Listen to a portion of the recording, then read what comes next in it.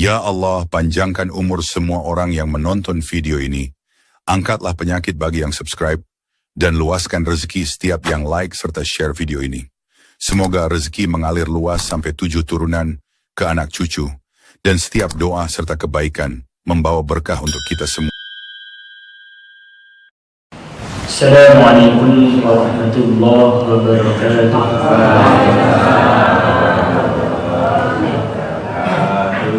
Nahmadullahi ta'ala wa nusalli wa nusallim ala rasulil karim amma ba'da. Jamaah yang dimuliakan Allah Ta'ala, Masya Allah, tanpa terasa sekarang tanggal Ramadan tanggal berapa? 27 Masya Allah. Sekarang sudah 27, berarti tinggal Jumat, Sabtu, Ahad. Ya nanti nunggu pemerintah, kalau enggak Ahad, Senin, Ahad, kalau enggak Sabtu, Sabtu itu 29. Berarti Lebaran kalau enggak Ahad, Senin. Gimana aja? Senang atau sedih? Senang atau sedih nih?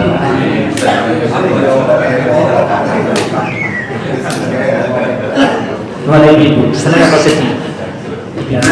Persiapan menu masakan orang.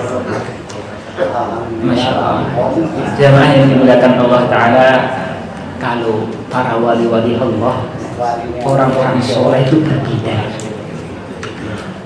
Kalau akhir-akhir Ramadan seperti ini, satu sisi mereka bergembira, satu sisi mereka sedih. Kenapa bergembira? Karena Ramadan itu makin akhir, itu anugerah Allah tambah besar.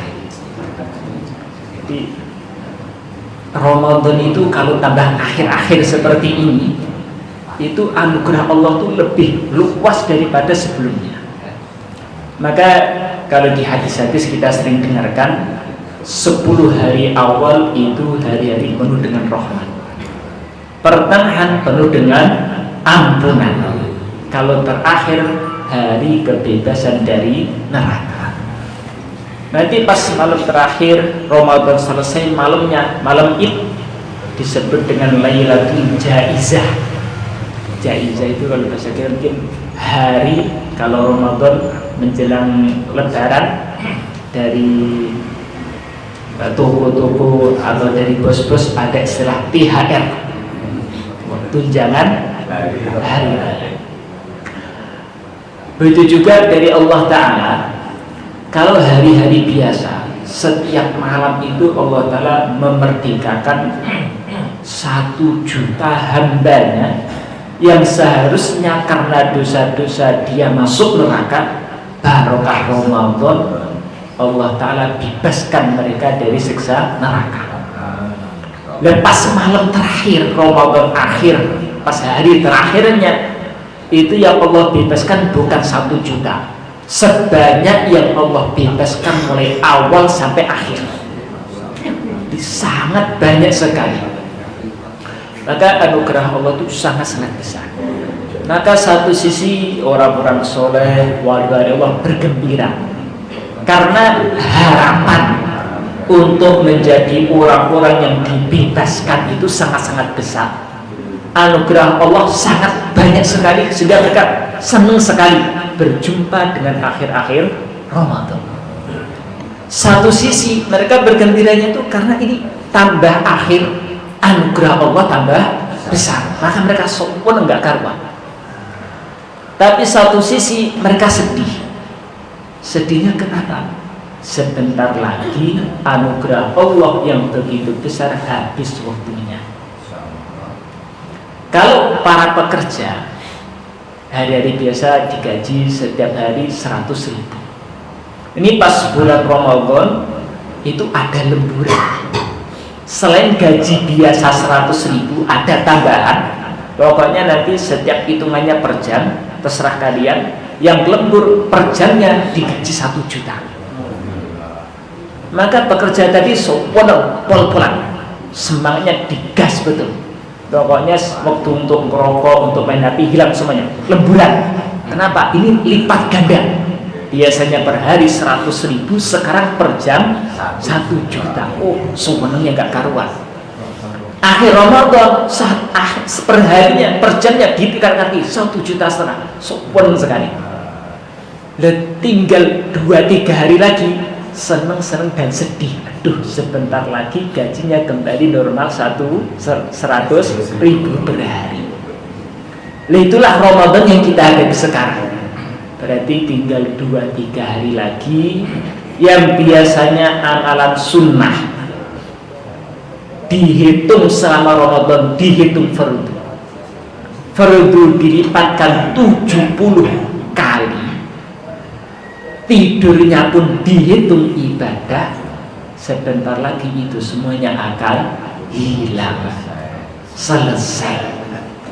Maka wali-wali Allah itu satu sisi senang karena sebentar lagi akhir-akhir ini anugerah Allah tambah besar.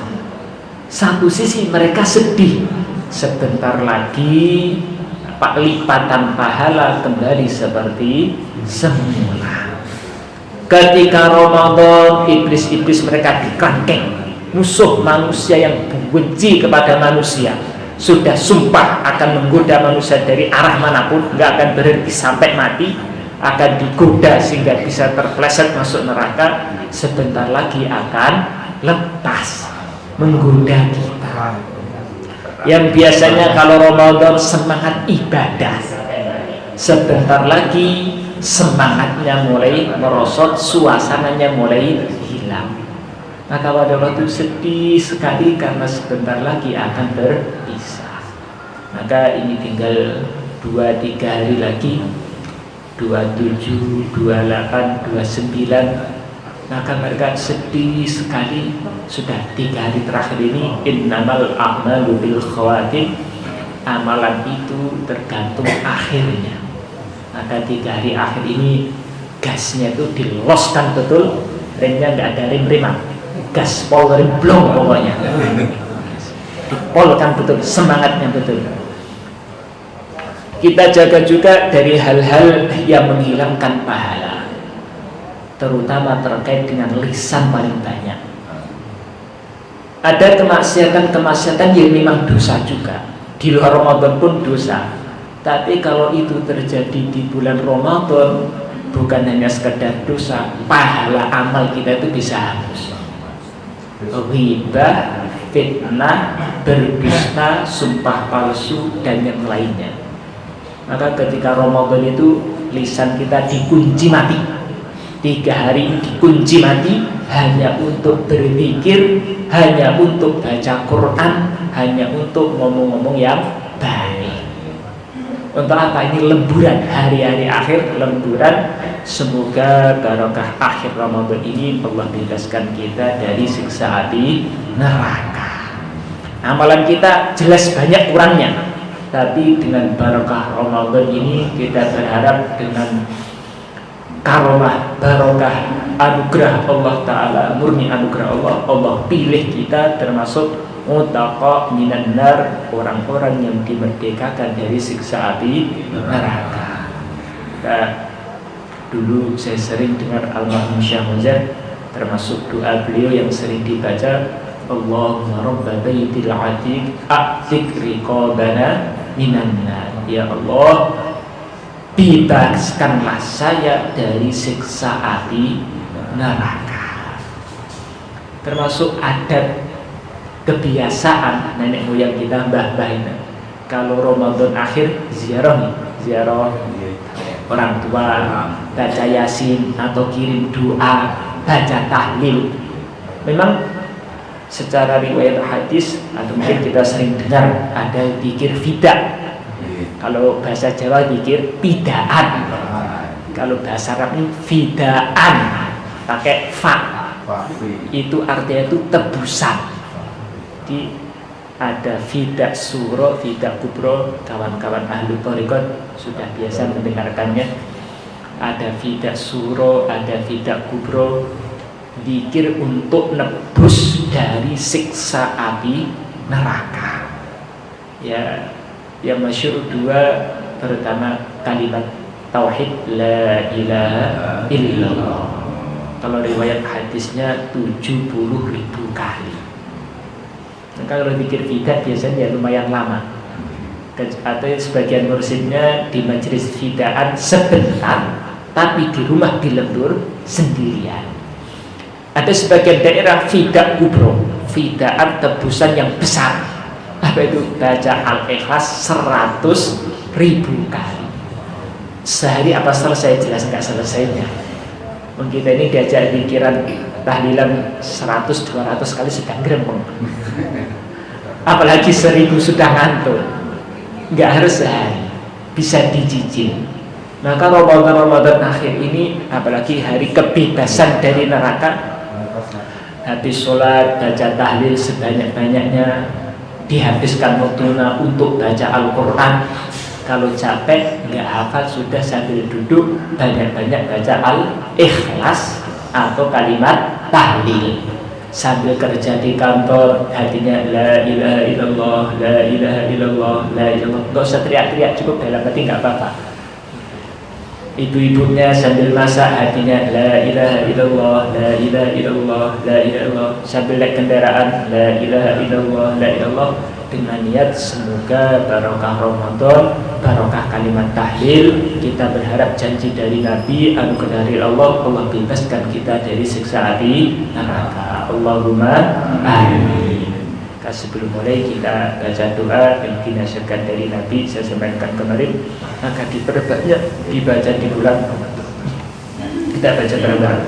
Asyhadu an la ilaha illallah, asyhadu an la ilaha illallah, astaghfirullah, astaghfirullah, as'aluka ridhaka wal jannah, wa a'udzu bika minan nar, asyhadu an la ilaha illallah, astaghfirullah, as'aluka al-jannah, wa a'udzu bika minan nar, asyhadu an la ilaha illallah, astaghfirullah, as'aluka al-jannah, wa a'udzu bika minan nar. Al-Fatihah.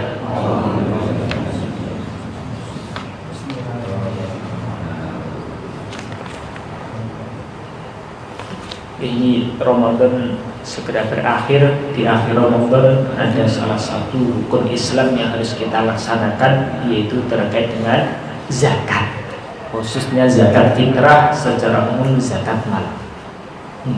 Maka insya Allah pagi ini kita akan membahas orang-orang yang berhak menerima zakat. Karena termasuk syarat sah zakat itu ya harus disalurkan, diberikan kepada orang-orang yang berhak menerima zakat.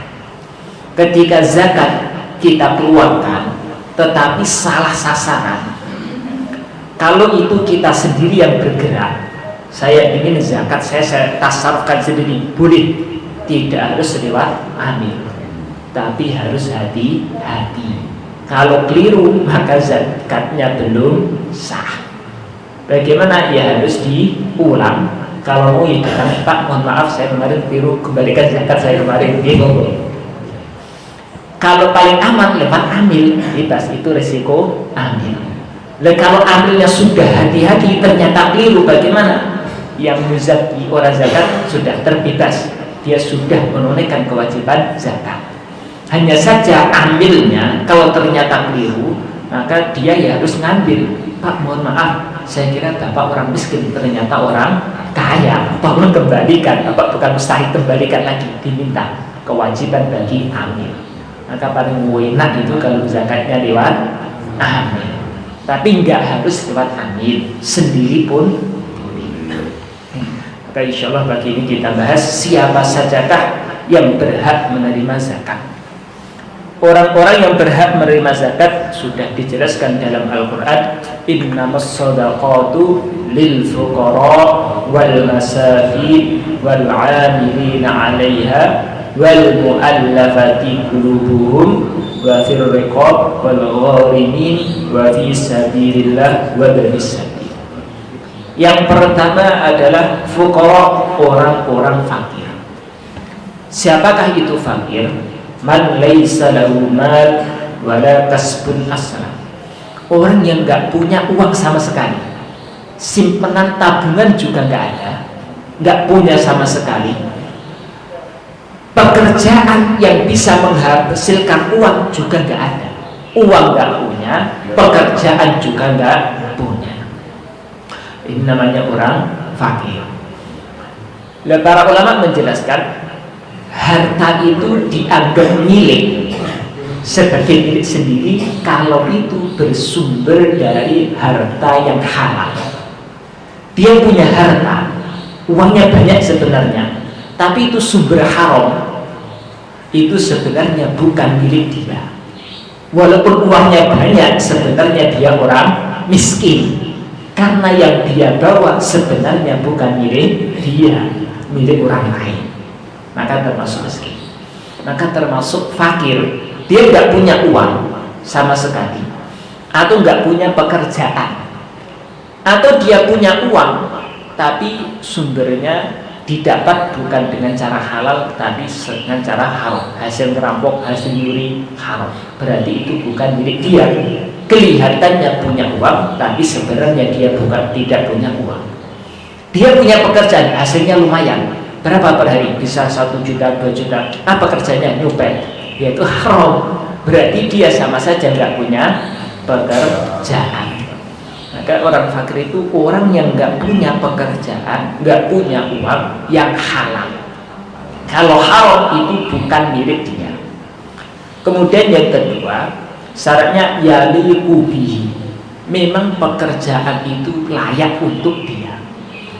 Dia sebenarnya nggak punya uang, tapi punya pekerjaan. Kalau dia mau, dia ada gambaran pekerjaan. Kalau dia mau, lumayan bisa mencukupi. Tetapi pekerjaan ini nggak munasib untuk dia. Dia seorang tokoh, punya usaha, tapi sekarang lagi bangkrutnya habis-habisnya. Bingung mau kerja apa. Dikasih tahu kamarnya, ini ada pekerjaan, hasilnya lumayan. Apa? Ngamen di Jakarta sana.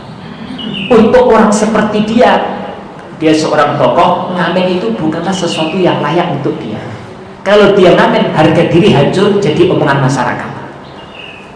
Orang seperti ini punya pekerjaan, tapi pekerjaannya tidak munasib untuk dia, maka bisa dimasukkan kategori orang fakir yang tidak punya pekerjaan. Yang ketiga, pekerjaan atau harta yang nggak punya harta, nggak punya pekerjaan, atau punya tapi sangat jauh dari kecukupan. Dia ini satu kepala keluarga, menanggung 6 orang. Dia sendiri, istri, anak sama orang tua 6 orang. Pengeluaran per hari itu minimal 150.000. Penghasilan dia per hari cuma 30.000.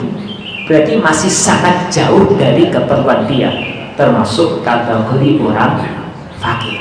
Termasuk kategori orang fakir. Kalau miskin ini mirip fakir. Bedanya, dia punya harta, punya pekerjaan, tapi belum mencukupi, bukan jauh, hampir-hampir mencukupi. Kalau di bawah 50%, itu namanya masih kategori fakir. Tapi kalau sudah lebih dari 50%, itu masuk dalam kategori miskin. Para ulama menjelaskan, benda-benda yang dia miliki, kalau memang itu munasib, cocok dengan keadaan dia, memang dia perlukan, maka tidak menghalangi status dia dari status fakir maupun miskin. Dia punya mobil, memang butuh mobil. Sebenarnya kalau mobilnya ini dijual, punya harta cukup untuk makan hari itu, sisa-sisa. Tetapi mobil ini dia perlukan, dia perlu mobil, dan mobil dia kalau dibilang jelek enggak, tergolong ya standar lumayan bagus. Tapi untuk orang seperti dia ini termasuk orang yang perlu betul kendaraan yang agak bagus ini, karena dia seorang tokoh dan yang lainnya. Jadi, hitungan fakir miskin itu ngitungnya bukan hari-hari, bukan 1 bulan 2 bulan, pas malam Id atau pas waktu zakat itu, waktu pembagian zakat hari itu dia termasuk orang fakir apa bukan, miskin apa bukan. Dia ini seorang pengusaha, pas hari lebaran nggak punya uang sama sekali, pas pembayaran zakat, pembagian zakat dia nggak punya uang sama sekali karena uangnya habis untuk ini. Ada barang-barang yang memang dia perlukan, butuh kendaraan, ada rumah yang mewah, memang dia perlukan.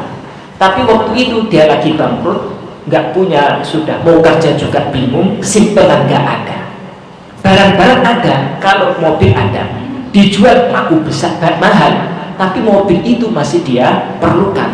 Dan orang yang pangkatnya seperti dia memang munasib memiliki kendaraan seperti itu. Dan kendaraan, rumah, barang-barang yang memang dia perlukan, tidak berlebihan, munasib dengan jabatan dia, munasib dengan pangkat dia, itu tidak menghapus, menghalangi dia dari status menjadi orang fakir, menjadi orang miskin. Tidak bisa kalau orang itu gajinya banyak pasti kaya, belum tentu. Kadang-kadang seseorang itu gajinya 1 bulan cuma 2 juta, tapi dia bukan fakir, orang miskin. Kenapa? Keperluan dia ini orang biasa, makanannya biasanya lauknya sambal pelelek, lauknya tinggi, kendaraan ya sudah yang penting bisa jalan, itu sudah lumayan, dan itu tidak menurunkan martabat dia. Ada satu sisi gajinya per bulan 10 juta, tapi keperluan setiap bulan itu pengeluaran sampai 13 juta, sehingga senantiasa min terus. Kendaraannya kelihatannya lebih bagus, tetapi itu memang munasib dengan jabatan dia. Orang seperti ini sebenarnya masuk kategori miskin. Jadi untuk menentukan fakir miskin itu tidak bisa dipandang dari penghasilan bulanan. Ngitungnya bagaimana? Penghasilan dia sudah mencukupi apa? Belum. Kalau belum mencukupi dan itu memang munasib, tidak berlebihan, tidak, kalau memang ya standarnya seperti itu untuk orang yang derajatnya seperti dia, pengeluarannya standarnya seperti itu, asalkan tidak berlebihan, walaupun penghasilan banyak, tetap tidak termasuk kategori fakir, tetap termasuk kategori fakir miskin. Kadang-kadang kita berpikir, oh berarti saya ini termasuk miskin, saya ini walaupun gajinya banyak tapi masih belum cukup, berarti miskin. Nanti kalau zakat saya tak datang kepada amil minta bagian zakat, boleh enggak? Bolehnya boleh, tapi memang secara bolehnya boleh, bukan berarti itu lebih baik. Zakat itu ausah, kotoran. Maka khusus orang-orang yang punya darah nasab sambung kepada Nabi tidak boleh untuk mengambil zakat. Maka ya prinsip kita sebagai amil dalam menentukan fakir miskin bukan memandang kepada penghasilan, tapi yang dipandang adalah sudah mencukupi apa belum, mencukupi apa belum. Tidak bisa dipandang dari kendaraan, pakaian atau rumahnya, yang jadi itu sudah berkecukupan standarnya, mengikut standar apa belum.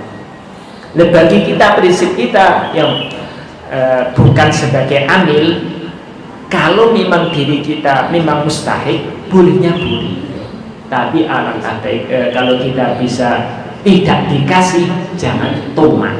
Prinsip kita tidak berharap, tapi kalau dikasih ya memang berhak menerima. Kalau meminta ya secara pandangan fikih boleh-boleh saja.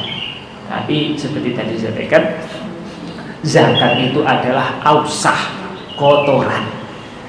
Kalau bisa tidak ngambil ya boleh-boleh saja, kalau ngambil ya memang ada haknya. Itu prinsip bagi amil. Kemudian sebenarnya dalam hitungan fikih, fakir miskin itu pembagian zakat itu tidak seperti ada tertib-tertib tersendiri. Kalau memang harta zakat itu banyak, maka nanti orang-orang fakir miskin itu bukan hanya sekedar dikasih 10 kilo, 20 kilo, atau 50 kilo, bukan.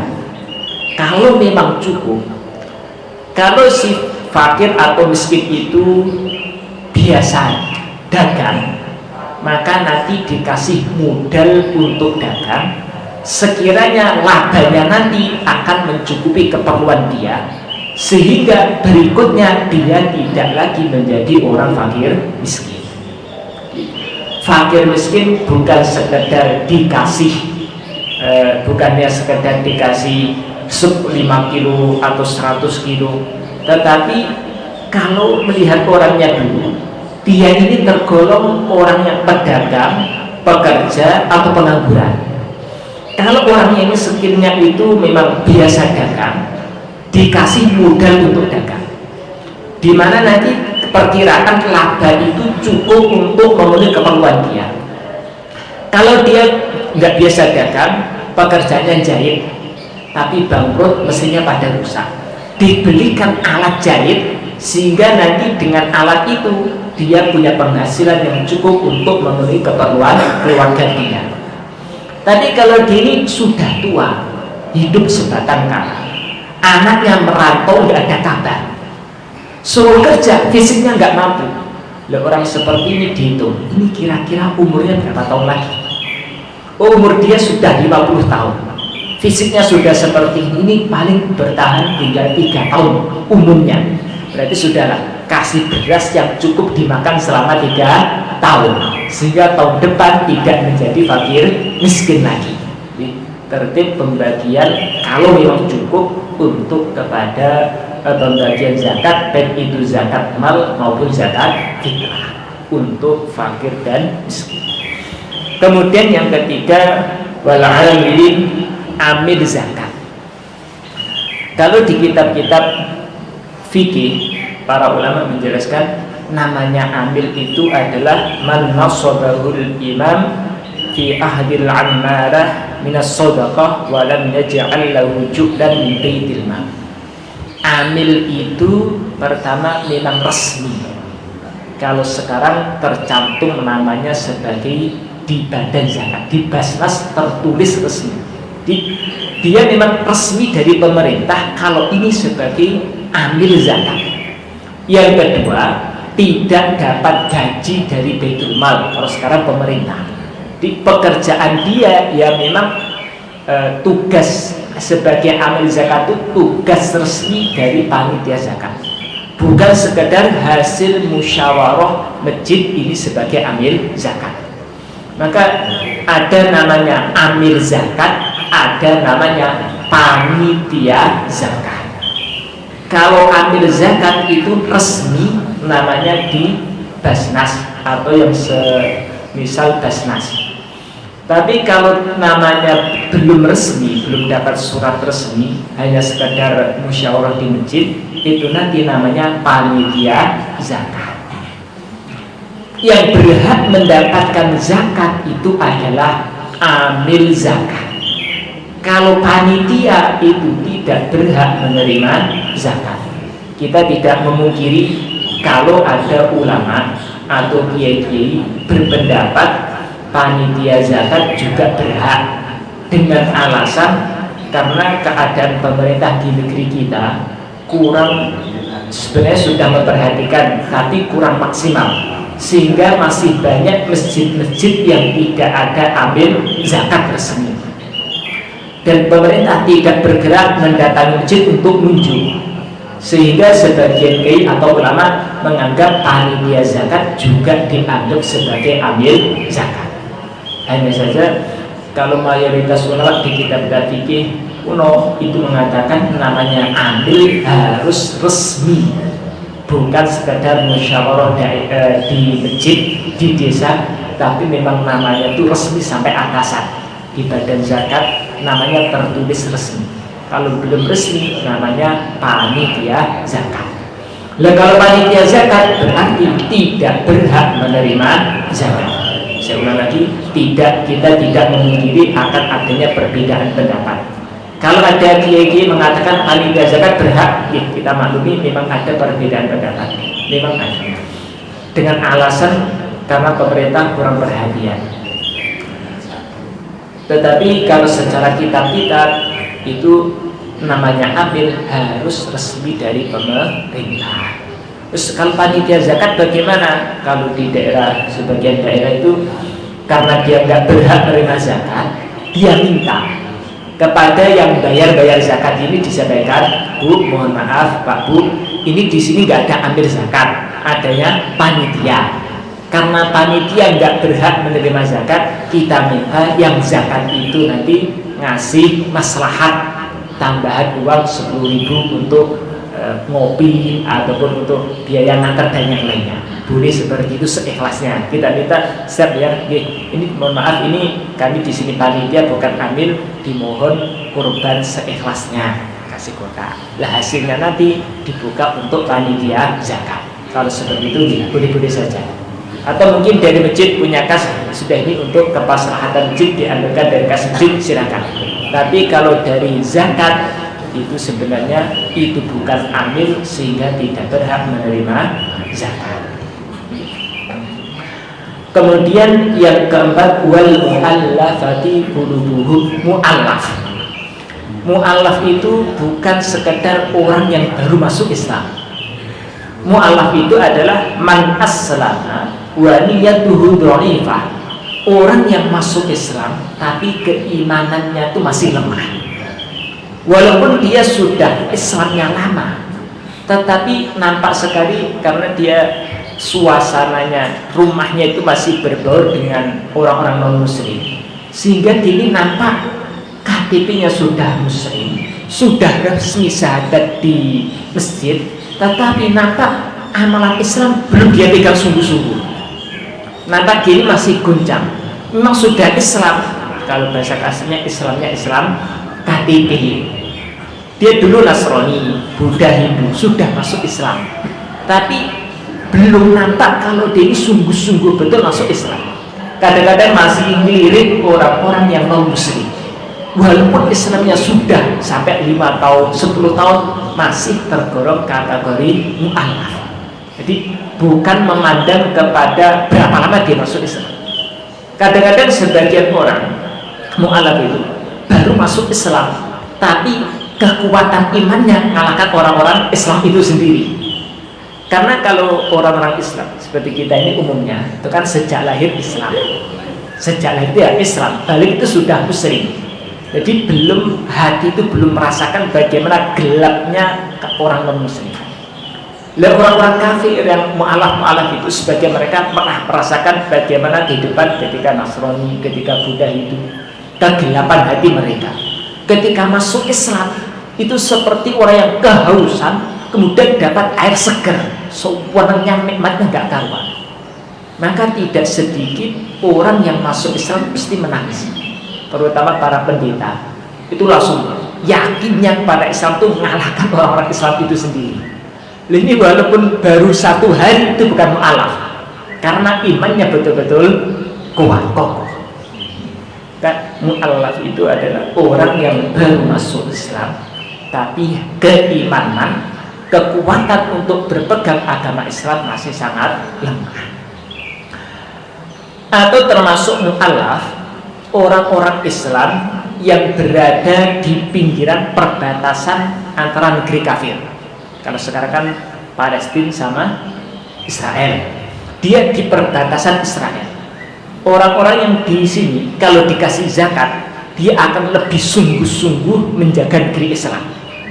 Dia seorang muslim, sejak lahir muslim, tinggal di pinggiran perbatasan dengan orang-orang kafir. Kalau dia dikasih zakat, akan lebih sungguh-sungguh lagi dalam menjaga negeri Islam. Orang seperti ini termasuk mu'allafati qulubuhum, orang yang hatinya itu dilembutkan untuk kemaslahatan umat Islam, kemaslahatan negeri Islam. Termasuk yang berhak juga tokoh-tokoh, mungkin pendeta-pendeta yang mau masuk Islam. Kalau kita kasih zakat, maka bawahan orang-orang Nasraninya akan melihat ternyata orang-orang Islam itu memperhatikan mu'alaf, sehingga mereka nanti akan berbondong-bondong masuk agama Islam. Seperti ini juga berhak untuk mendapatkan zakat. Kemudian yang keempat, wafir riqab, budak. Cuma sekarang sudah tidak ada budak. Budak itu manusia tapi diperjualbelikan seperti binatang. Kalau di kita kan ada pasar sapi, ada pasar hewan, jual kambing, jual sapi. Kalau dulu ada pasar budak, yang dijual bukan sapi, bukan kambing, yang dijual adalah manusia tapi statusnya seperti binatang. Di zaman sekarang sudah tidak ada. Kemudian wal gharimin, orang yang punya utang. Orang yang punya utang yang berhak menerima zakat ada dua tipe. Yang pertama, manistadana li nafsihi li ghairi maksiyah wa in kana kasuban, utang untuk keperluan diri sendiri. Belum punya rumah, akhirnya ngutang, beli rumah kredit dulu, diansur selama 20 tahun. Berarti hutang untuk keperluan diri sendiri. Rumah itu tidak dilarang dalam agama. Berarti dia punya hutang untuk keperluan diri sendiri, bukan untuk maksiat. Orang seperti ini kalau memang dia tidak mampu bayar, maka berhak menerima zakat. Angsurannya per bulan berapa? Per bulan angsurannya 3 juta. Kemarin mampu, ternyata sekarang usahanya agak hancur, agak merosot, sehingga untuk bayar setiap bulan 3 juta nggak mampu.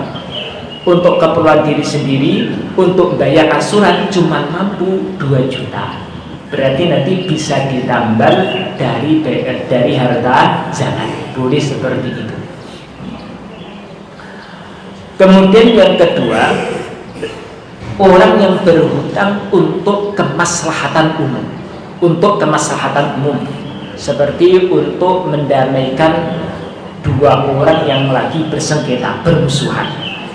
Ayahnya meninggal dunia, anaknya rebutan harta waris, rebutan sawah atau rebutan toko, nggak ada yang mau ngalah.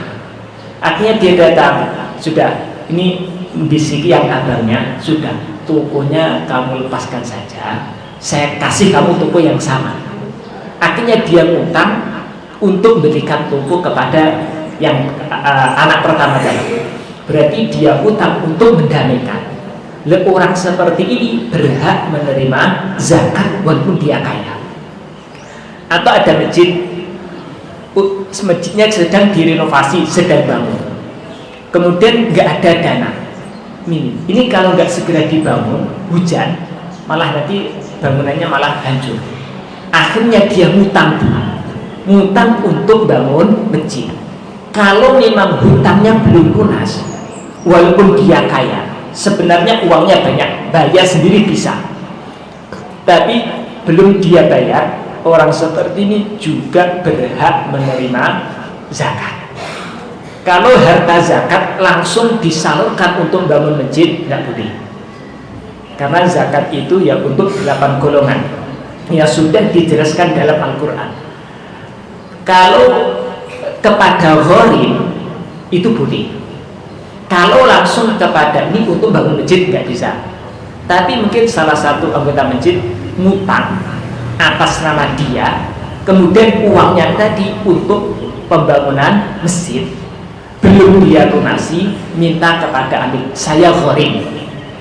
Gharim kemarin untuk bangun masjid saya ngutang 100 sak, belum saya bayar.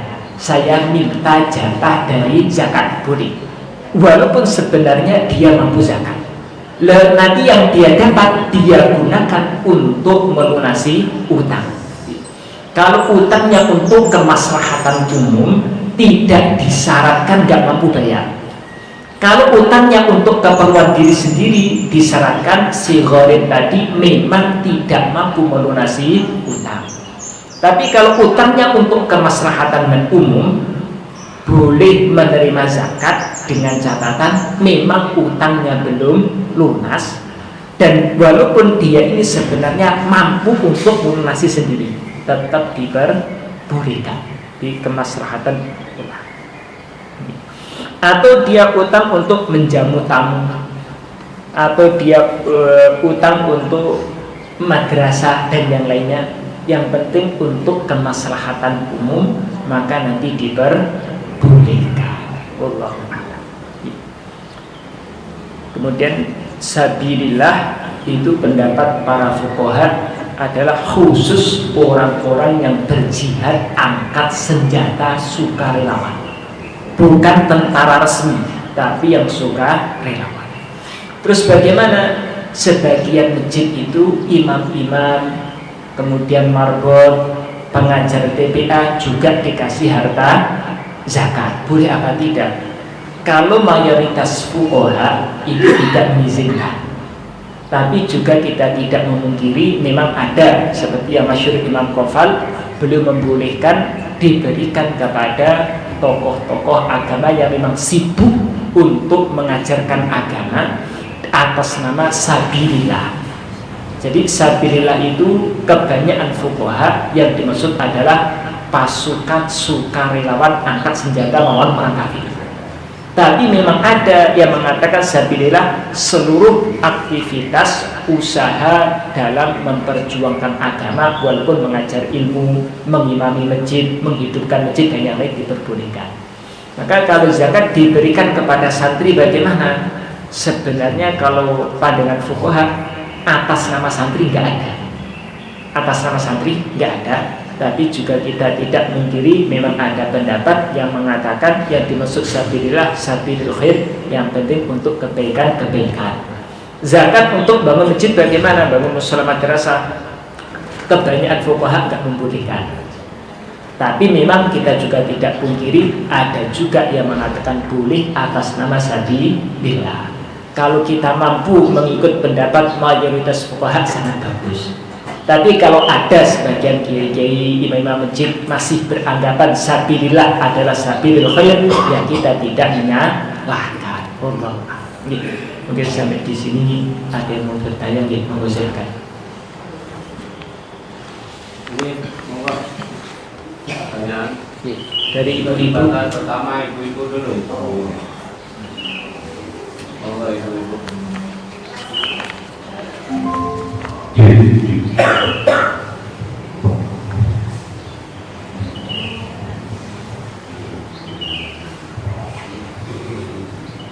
Assalamualaikum warahmatullahi wabarakatuh. Waalaikumsalam. Ditanya masalah sholat tasbih. Sholat tasbih dari rakaat pertama ke rakaat kedua itu mau berdiri ditambah bacaan takbir boleh apa? Terima kasih. Ada namanya sholat tasbih, termasuk wasiat baginda Nabi kepada paman beliau yang namanya Abbas. Nabi itu berpesan ini untuk kepada paman beliau untuk usaha sholat tasbih setiap hari. Kalau nggak mampu setiap hari, sudahlah minimalnya 1 pekan sekali. 1 pekan sekali nggak bisa, sudahlah paling tidak 1 bulan sekali. 1 bulan pun nggak mampu, sudahlah setidaknya 1 tahun sekali. 1 tahun sekali nggak bisa, ya setidaknya jangan sampai mati sebelum pernah mencicipi rasanya sholat tasbih. Ya, setidaknya seumur hidup sekali. Fadilahnya apa? Di dalam riwayat tersebut akan menghapus seluruh dosa-dosa yang telah lewat. Itu di antara fadilahnya.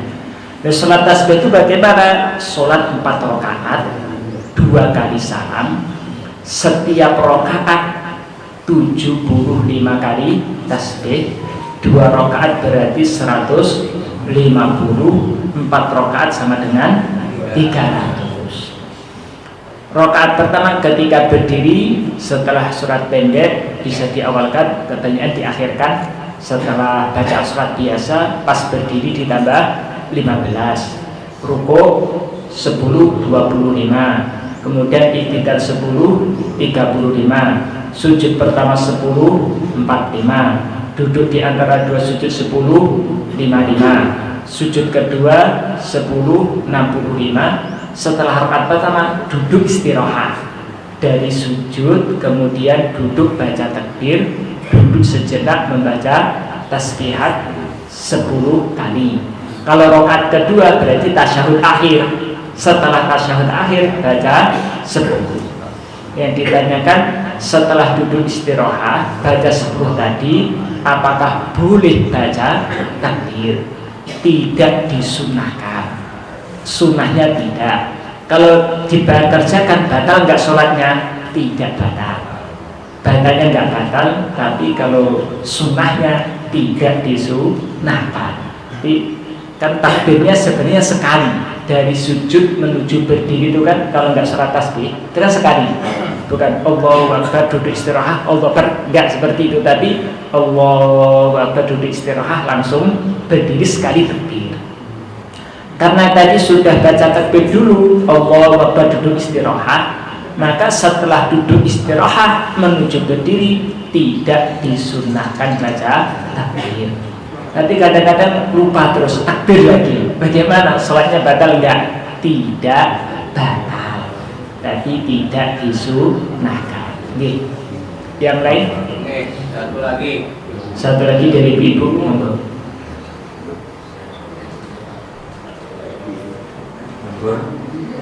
Monggo ibu-ibu satu kali. Ibu-ibu ada satu lagi? Enggak ada? Ada, oke.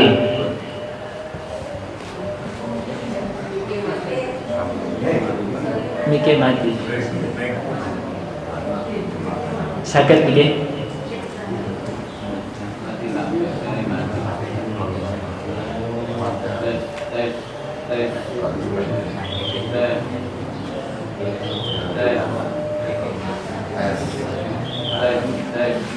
Badannya telah seluruh.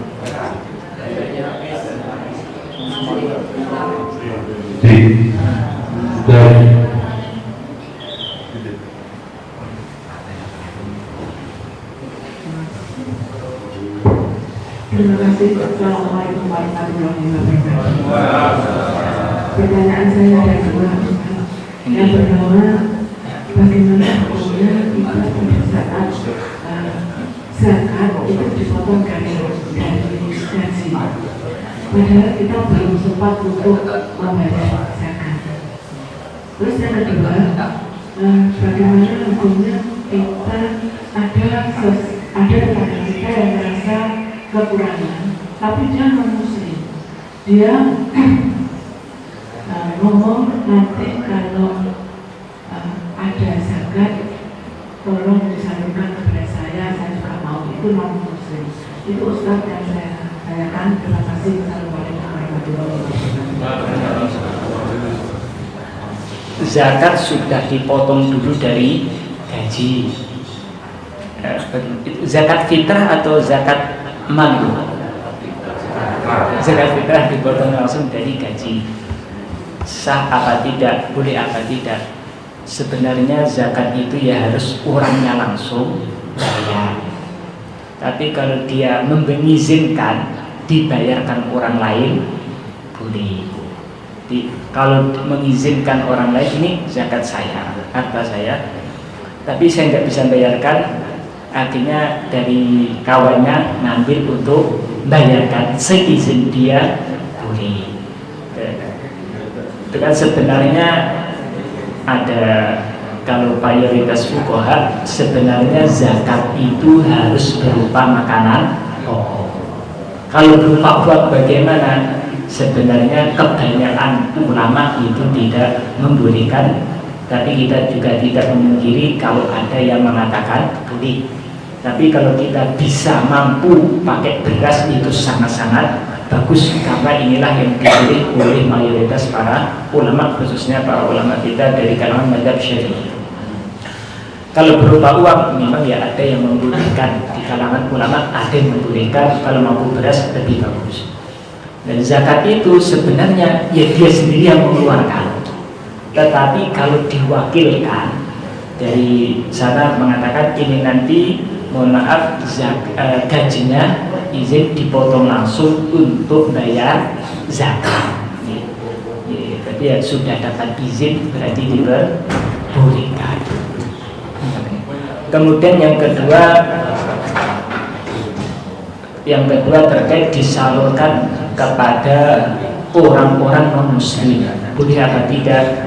Zakat itu khusus orang-orang Islam, tidak sah kalau diberikan kepada non muslim, kecuali kalau si non muslim ini kalau kita kasih zakat ada harapan kuat dia nanti masuk agama Islam. Jadi ini sudah simpatisan, kalau kita kasih insya Allah nanti dia akan masuk Islam, harapan kuatnya seperti itu. Dan kalau seperti itu termasuk yang Allah tadi, ada harapan dikasih agar dia masuk agama Islam. Tapi kalau secara umum tidak sah zakat diberikan kepada non muslim. Terus bagaimana ini? Nanti kalau kita nggak kasih, akhirnya nama umat Islam tercoreng bakhil, pelit sekali. Ada uang banyak kita minta, padahal kita jelas butuh juga nggak dikasih. Solusinya bagaimana? Jangan dikasih dari harta zakat, dikasih dari harta sedekah. Walaupun beras dia nganggap zakat urusan dia, yang penting itu sebenarnya adalah sedekah bukan zakat. Gitu.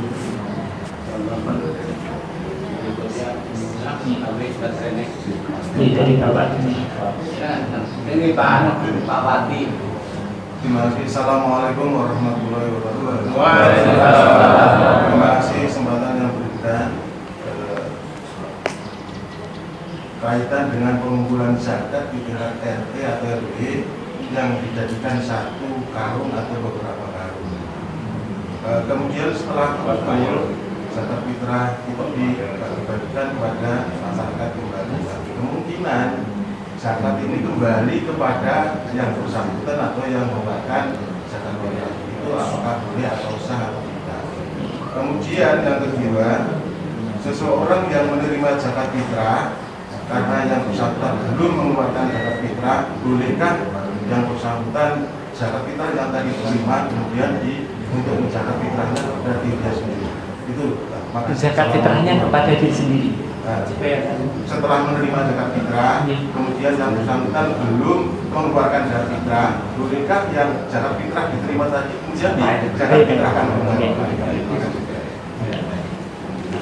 Yang pertama, praktek yang terjadi di masyarakat itu kan zakat itu dikumpulkan jadi satu. Kadang-kadang yang menerima itu mustahiknya itu ya dapat beras yang dia keluarkan itu kan ya tidak, ya kemungkinan besar seperti karena sudah dicampur jadi satu, bisa jadi ada kemungkinan ternyata kembali kepada orangnya lagi. Bagaimana seperti itu sah atau tidak? Tergantung itu nanti amil atau panitia. Kalau itu resmi amil boleh sah. Sehingga dalam di kitab fikih itu dibahas ada kaitan zakat mal. Hutang itu tidak menghalangi dari zakat. Dia punya toko dagang, yang dia putar untuk dagang itu total sampai 200 juta, berarti sudah wajib zakat. Tapi dia punya utang 250 juta karena dulu hasil modalnya itu dari ngutang semuanya. Karena dia akhir tahun punya uang 200 juta, berarti wajib zakat. Akhirnya diserahkan kepada amil. Karena dia statusnya gharib berhak menerima zakat, amil boleh ngasihkan lagi kepada dia atas nama gharib. Itu kalau statusnya amil. Tapi kalau statusnya panitia, panitia bukan amil. Panitia itu wakil dari orang yang bayar zakat. Kalau itu panitia tidak boleh diserahkan kembali kepada pemiliknya. Kita tidak mungkiri kalau ada yang mengatakan panitia juga dianggap sebagai amil. Kita hanya bahas ini menurut pendapat para fuqaha, sebenarnya panitia bukan amil. Karena bukan amil, maka zakat tidak boleh lagi kembali kepada orangnya, tidak boleh kembali lagi kepada orangnya. Kalau kami di pondok, karena belum ada amil resmi, masih panitia, dikasih nomor. Di nomor 1 punya Pak Fulan, nomor 2 ditulisi seperti itu. Kalau kita di pondok seperti itu karena belum resmi jadi amil. Tapi kalau itu sudah resmi amil, nggak ada masalah. Dan sekarang berita yang saya terima untuk mendaftarkan diri dari amil di Basnas agak mudah. Lapor kepala desa, nanti kepala desa lapor ke Basnas, langsung keluar surat resmi. Betul nggih? Cepat prosesnya. 1 hari sudah selesai. Lewat kepala desa. Langsung ke kantor Basnas.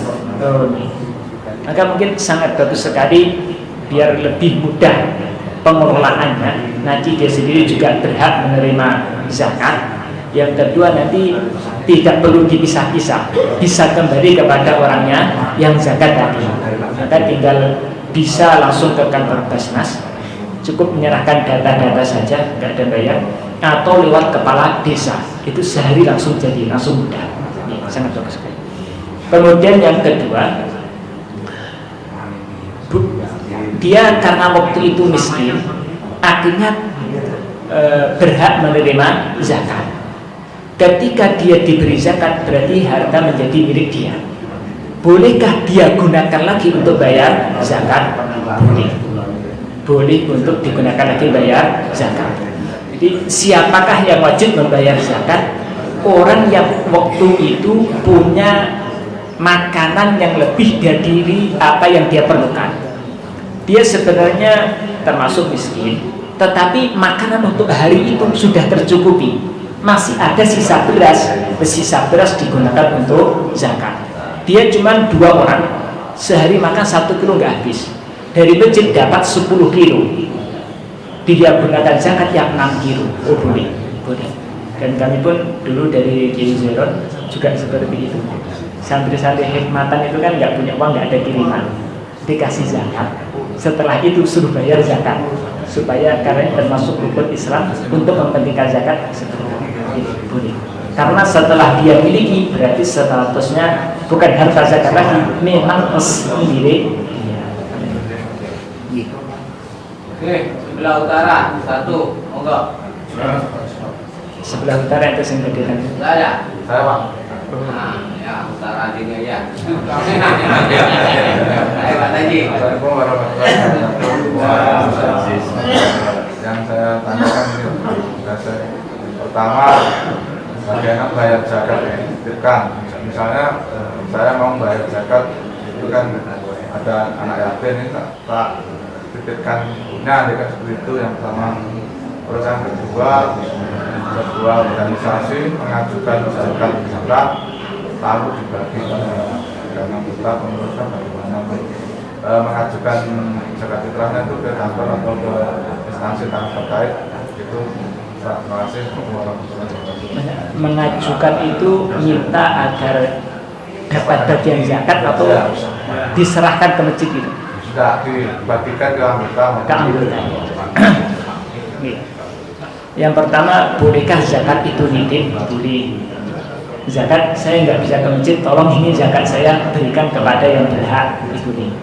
Termasuk panitia itu statusnya wakil dari orang yang bayar zakat untuk memberikan kepada orang-orang yang berhak. Bolehnya boleh. Yang kedua, kalau suatu organisasi bolehkah mengajukan zakat untuk diberikan kepada anggotanya? Kalau memang anggota pekerjaannya ya orang-orang yang berhak menerima zakat, boleh saja. Jadi tergantung anggotanya. Nah, kalau anggotanya ada kaya, ada miskin, kemudian dikasih semua nggak boleh. Jadi harus didata dulu berapa anggota dia yang memang berhak menerima zakat. Ya, alhamdulillah.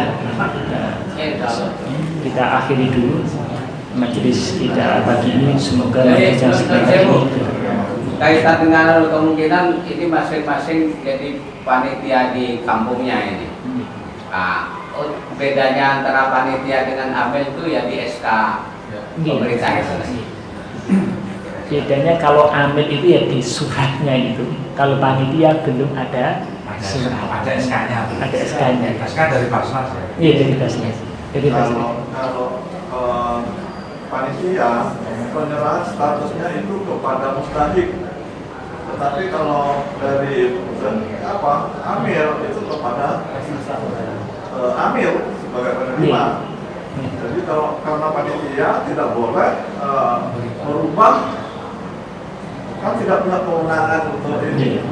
Di panitia itu seperti ya orang yang menggantikan orang yang bayar zakat untuk menyalurkan kepada mustahik. Maka berasnya nggak boleh kembali kepada yang zakat itu sendiri. Dia sendiri nggak berhak menerima zakat. Tapi kalau amil, memang dia berhak, yang berhak mentasarufkan, bebas. Cekat insya Allah.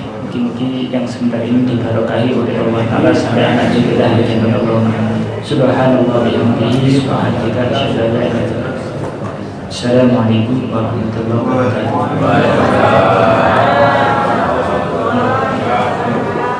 Dilanjutkan surat Isra atau duha awal bangun.